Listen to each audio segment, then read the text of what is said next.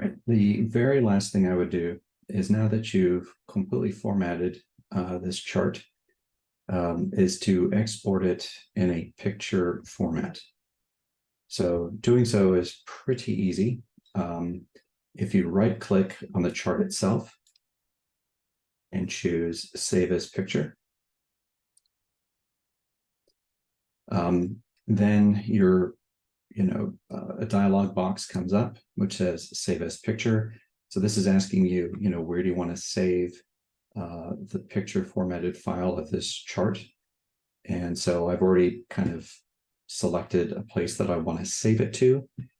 And save as type, you could use either PNG or JPEG. Either one will be fine. If you chose, just choose a picture format and come over here and give it a name. So I'm going to call mine box plot because it's a box plot, and it's a box plot of height. And